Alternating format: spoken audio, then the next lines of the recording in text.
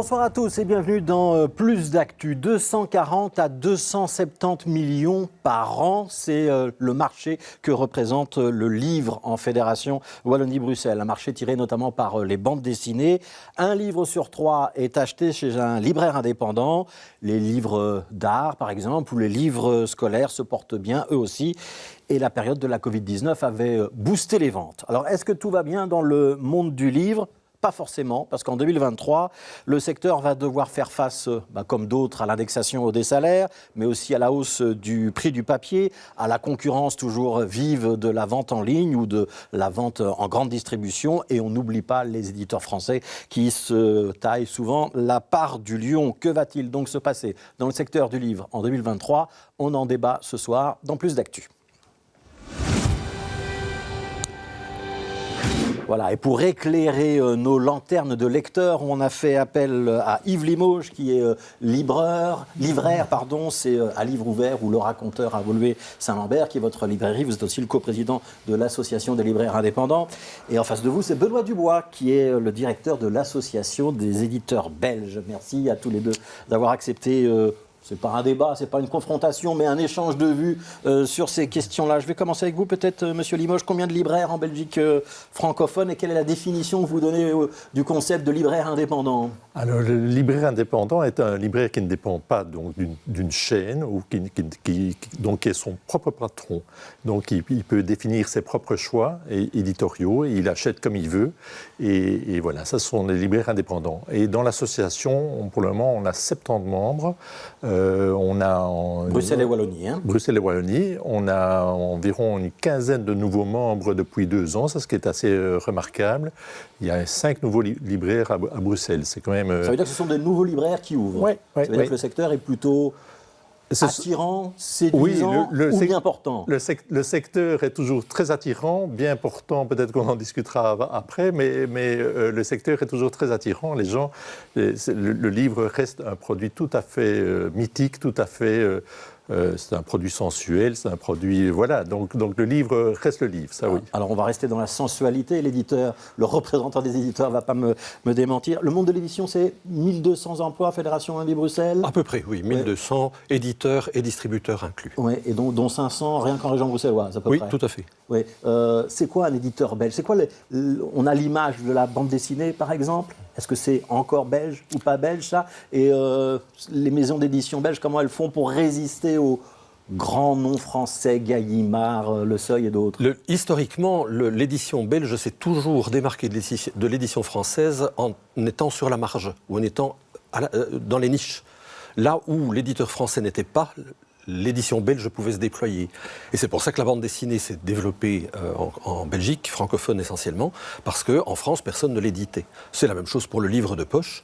C'est une invention qui est belge au départ et pas française. Ouais, mais aussi bien la bande dessinée que le livre de poche, ça a quand même été un peu récupéré par les Français ou racheté par des Français. À partir du moment où, évidemment, une niche devient prometteuse d'un point de vue économique, eh bien, il y a des gros appétits qui se trouvent un petit peu attirés par la chose. Ouais, mais donc aujourd'hui, par exemple, le livre d'art, le livre scolaire, les éditions juridiques, tout ça, ça peut être plus spécifiquement belge ? Alors, l'édition belge se caractérise par quelques gros secteurs, comme la bande dessinée qui est très exportatrice, ou alors des secteurs qui sont plutôt sur le marché intérieur de la Fédération Wallonie-Bruxelles, ce sont les éditeurs scolaires et les éditeurs juridiques. Alors, quelles sont les perspectives pour 2023 ? J'ai dit en introduction, il y a l'indexation des salaires, il y a la hausse des prix du papier, il y a des regroupements, on y reviendra peut-être dans le monde de l'édition française. Il y a des menaces où tout va bien avec la Covid-19, les Belges ont repris le goût de la lecture.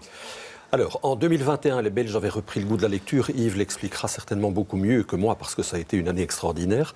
2022 est une année beaucoup plus compliquée. 2023 s'annonce beaucoup plus délicat d'un point de vue économique.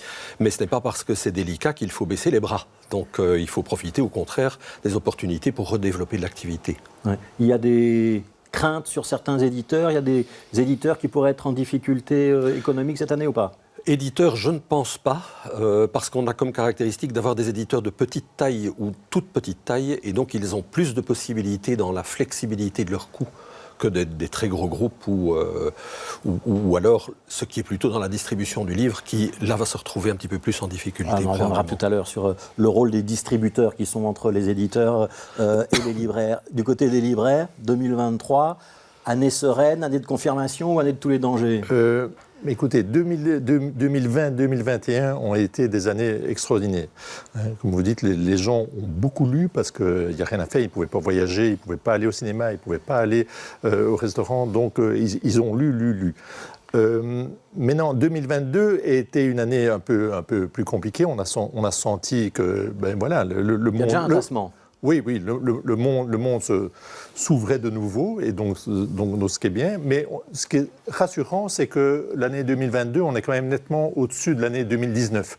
Donc après 2 années extraordinaires, il y a un petit tassement. C'est environ 5% moins de chiffre d'affaires pour les librairies indépendantes. Il y a un panel de librairies indépendantes, plus ou moins 5% en moins. Mais donc, c'est pas du tout dramatique. Alors 2023...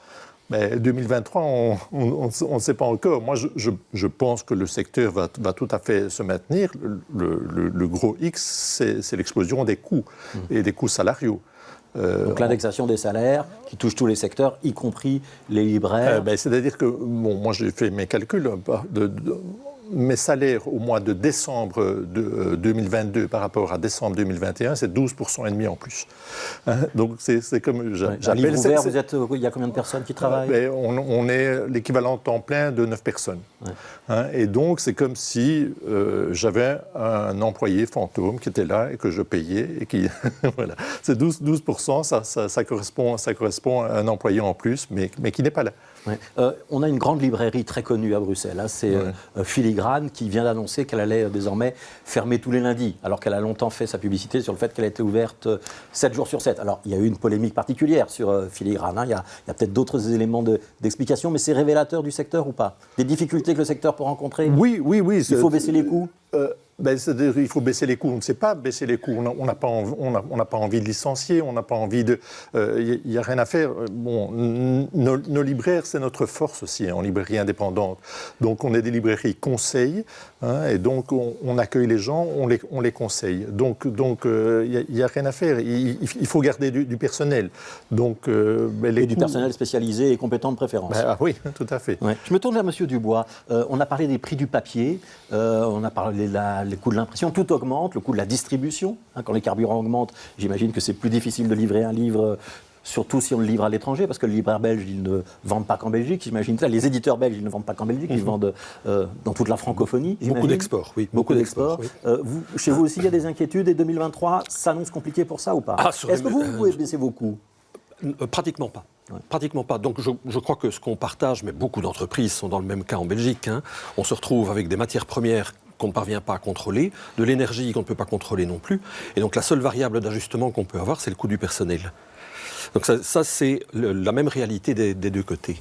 Maintenant, vous parlez d'augmentation au niveau du coût de production. Effectivement, selon les types de papier et les types d'impression, on se retrouve à 1 an de distance, 1 an et demi de distance, avec des augmentations de 30 à 60%. Ça veut dire que vous allez devoir vendre les livres plus cher? Alors ça c'est un très très gros problème, parce que comme le livre français est majoritaire en Belgique, nous sommes tributaires, et les libraires et les éditeurs, du modèle économique imposé par la France sur le territoire belge. Ouais. Mais la France a... Et les coûts n'augmentent pas de la même manière en France? En France, c'est une inflation de 6%. Ça a été contrôlé à 6% fin de l'année dernière, quand nous étions à 12%. Ça veut dire que ça augmente 2 fois plus vite chez nous? 2 fois plus vite, entre autres au niveau des maisons d'édition, et j'imagine chez les libraires français aussi. Les employeurs ne sont pas obligés d'indexer les salaires à la même vitesse, et donc eux parviennent à manipuler leur modèle économique ou leurs différents leviers de façon un petit peu plus précise. Ça veut dire que comparativement, si je vous suis bien, le livre belge va devenir plus cher que le livre français? Ou en tout cas, il ne va pas devenir aussi compétitif? Non, ce qui va se passer, c'est que chacun des acteurs belges de la chaîne du livre va devoir mordre dans ses marges, parce qu'on sera obligé de garder les constantes françaises au niveau du marché. Ouais, c'est une analyse pessimiste. Oui, ça ne va pas faire vos affaires, parce que quand il dit mordre dans les marges, j'imagine que dans Oui, la oui, tête mais- de M. Dubois, il y a peut-être la marge du libraire. Oui, mais on constate qu'en 2022, moi, je regardais un peu les chiffres, le coût moyen du livre a augmenté environ de 3%. Donc c'était vraiment raisonnable. Mais on sent déjà maintenant que, pour le moment, on achète les nouveautés, la rentrée littéraire de janvier. On sent les livres, maintenant en janvier, ont pris 5 ou 6% d'augmentation. Hein, ça, c'est sur la littérature, les essais, etc. Les livres illustrés, donc les livres qui utilisent du papier quadri, vont devoir augmenter à ce que j'ai entendu, de plus ou moins 15%. Donc effectivement, en 2023, hein, le livre sera plus cher. Hein, le livre sera plus cher. Mais le livre, en général, n'est pas cher. Hein. On a réussi, enfin les éditeurs ont réussi vous allez chez votre libraire, vous trouvez beaucoup de livres de poche qui coûtent moins de 10 €. Et vous avez pour plusieurs heures de loisirs. Quoi. Donc il ne faut pas se mettre dans la tête que le livre est cher. Ouais, est-ce que le livre bon marché, ça marche mieux que le livre plus cher, mais qui peut être plus luxueux, mieux présenté, etc. Oui, le poche est en bonne progression. Hein. Donc ça, c'est un secteur qui marche bien. Oui, le poche se maintient bien parce qu'il n'y a rien à faire.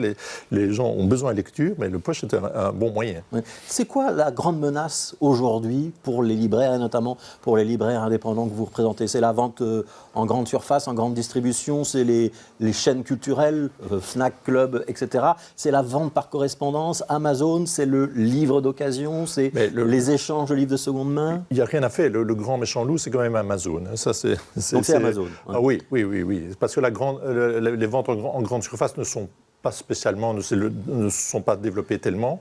Hein, ça n'intéresse pas tellement les grandes surfaces. Voilà. Mais Amazon, c'est quand même c'est quand même notre principal concurrent. Hein. J'ai dit tout à l'heure en introduction, un livre sur 3 est vendu quand même chez un libraire indépendant. Oui. Et ça veut dire que vous résistez bien.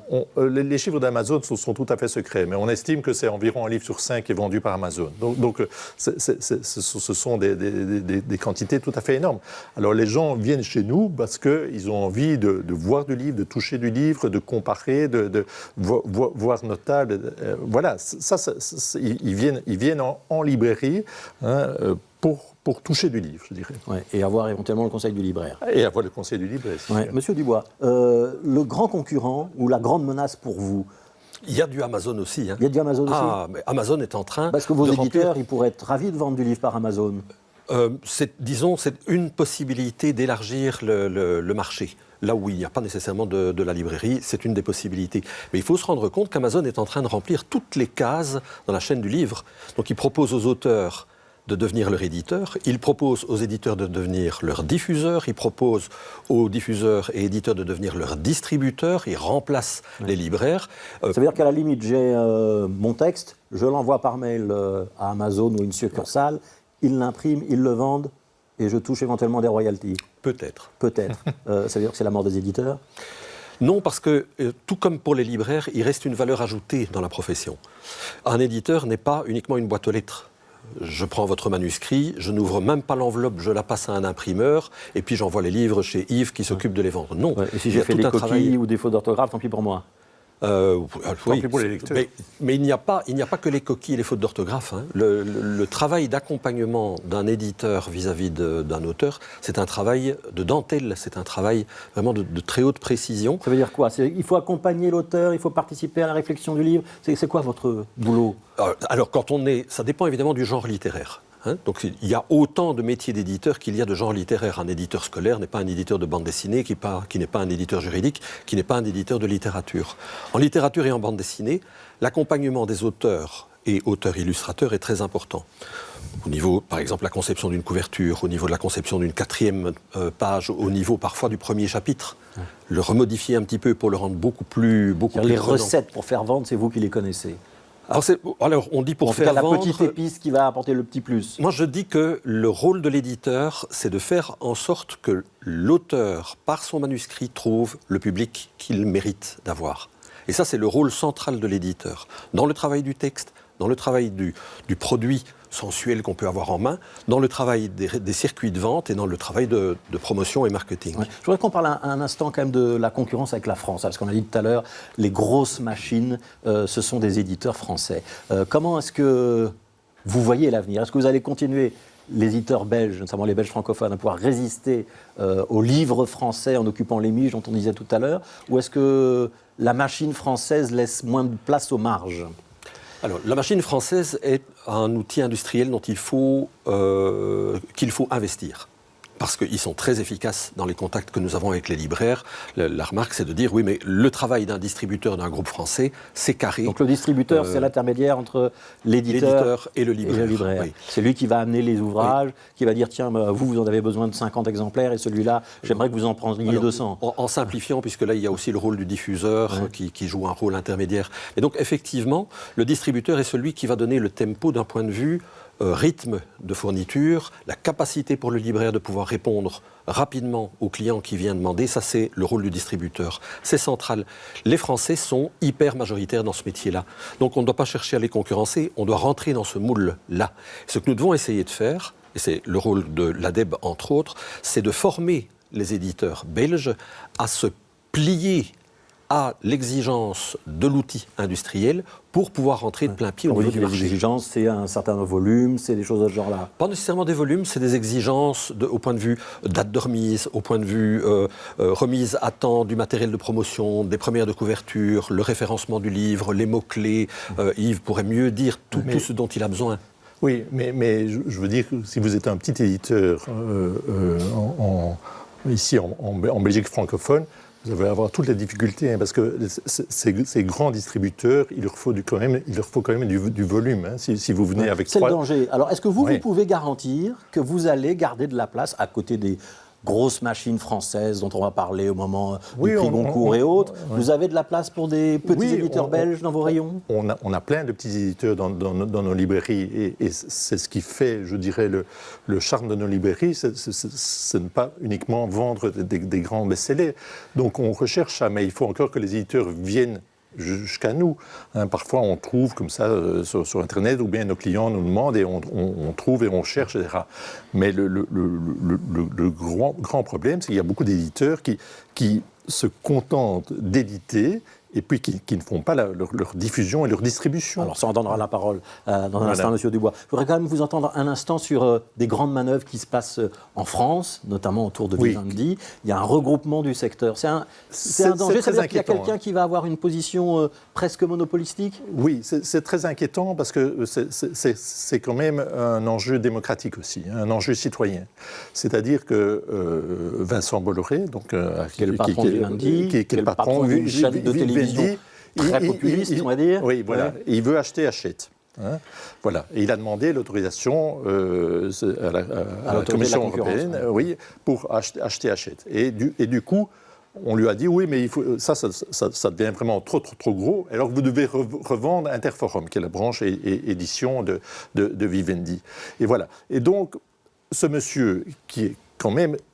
Ce qui est très inquiétant, c'est qu'il maîtrise toute la chaîne. C'est-à-dire qu'il a les éditeurs, les distributeurs, mais il a aussi la presse surtout. Et donc il peut formater les esprits. Voilà, ça commence... On imagine que si Cyril Hanouna devait écrire un livre, ou le signer, voilà. Il aura une machine de promotion conséquente derrière. Donc, par exemple, Zemmour, qui est édité par le groupe, voilà, il va chez Hanouna, et c'est comme ça. Et donc, c'est une espèce de je le dis parce que je le pense, c'est une espèce de lavage de cerveau, et c'est un enjeu démocratique qui est une saine concurrence entre les groupes de distribution. Benoît Dubois, je reviens vers vous. Quand j'entends Yves Limoges, j'entends finalement les petits éditeurs belges. Ils vont se faire croquer par la grosse machine française parce qu'ils n'ont pas les outils, ils ne sont peut-être pas assez relayés par les distributeurs, ils n'ont pas la machine médiatique qui va derrière. Ils sont peut-être bien contents d'avoir des libraires qui sont attentifs, mais ça ne va peut-être pas durer éternellement. Je ne sais pas s'ils vont se faire croquer, parce que justement, il y a quand même... c'est des éditeurs de niche, et c'est très important, et les libraires indépendants font attention. Ouais. Donc, on a une réponse par rapport à la question soulevée par Yves, où effectivement, on ne parvient pas, petit éditeur, à faire rentrer 3 titres à côté d'un monstre qui s'amène avec une centaine ou 150 titres d'un seul coup à proposer à la librairie. Et donc, nous allons arriver ici début 2023 avec une proposition, une solution pour les plus petits éditeurs qui vont se mutualiser pour arriver avec un catalogue en librairie, un catalogue vis-à-vis d'un distributeur qui ne sera pas un catalogue de 3 titres, mais de 50, 60 Il va y avoir ou une 70. mutualisation. Une mutualisation, Qui tout sera à fait. dirigée par votre association. C'est-à-dire que nous avons l'aide de la Fédération Wallonie-Bruxelles pour le mettre en place et avec les collègues des éditeurs singuliers, nous allons mettre ça en place ici à début 2023. Alors, je voudrais vous entendre sur un petit peu le futur, l'un et l'autre. On a beaucoup parlé à un moment du livre numérique. Ça ne décolle pas tellement. On parle maintenant beaucoup du livre audio, des podcasts. Est-ce que c'est l'avenir? Et on parle même parfois, M. Dubois l'a signalé dans un entretien publié dans le journal Le Soir, du livre édité à la demande. C'est-à-dire l'idée qu'on a un livre et on peut l'éditer en tout petit nombre d'exemplaires. On n'est plus obligé de faire des centaines de tirages. C'est l'avenir pour vous, À ça? l'exemplaire. On imprime un par un. Ouais. On peut même imprimer de manière dédicacée l'exemplaire pour M. Grosfilet et l'exemplaire pour M. Limoges, si on le désire. Donc c'est une grande révolution Mais d'un là, point de vue si je fais ça, j'ai besoin de production. passer chez le libraire. Hein. Oui. Bon. Mais il y a eu un essai avec le chat. Hein. Philippe Geluck a sorti un exemplaire qui était identifié. Vous y croyez à ça? Tout à fait. L'édition à la demande. Alors, je vais vous expliquer pourquoi. C'est purement un ratio économique qui s'est complètement ouvert ici en 2022 avec la crise énergétique et la crise du papier. Là où le poids économique entre l'offset, où on lance une machine traditionnelle. Oui. on lance une machine pour produire 250, 300, 500 exemplaires ou plus, était concurrentiel à partir de 250 exemplaires par rapport à l'impression à la demande. Aujourd'hui, on en est à 1000 ou 1300.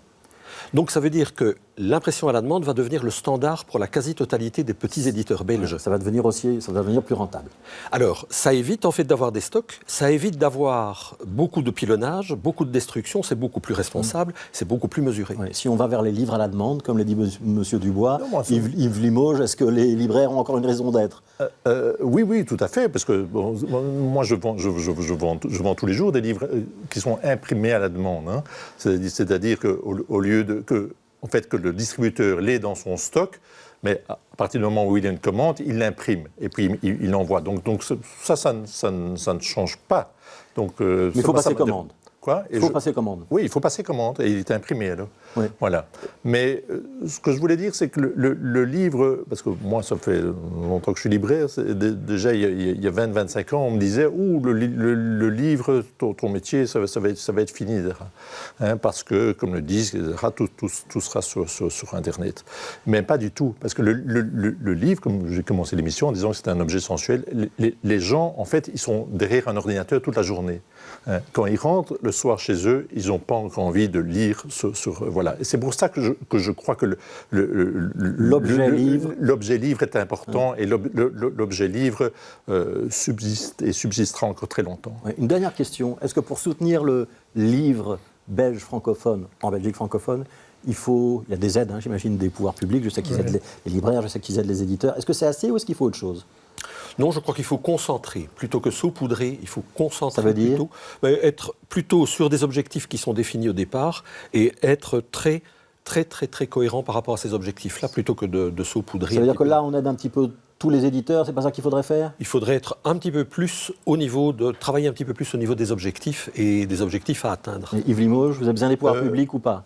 Oui. Ou vous êtes un commerçant qui s'affranchit de l'aide de l'État? Non. On reçoit des aides. Et par exemple, ce que la Fédération a fait, c'est aider à créer Librel, qui est une plateforme où vous pouvez acheter vos livres en ligne, qui regroupe... Un peu le concurrent d'Amazon, voilà, mais à la sauce Fédération de Bruxelles. Voilà, qui regroupe des librairies indépendantes. Et vous trouvez, comme c'est marqué, c'est la plus grande librairie de Belgique en ligne. Donc, Librel, c'est important aussi. Et maintenant, il y a aussi 40 000 € qui ont été donnés pour l'aide justement à la création de la librairie et au démarrage de librairie.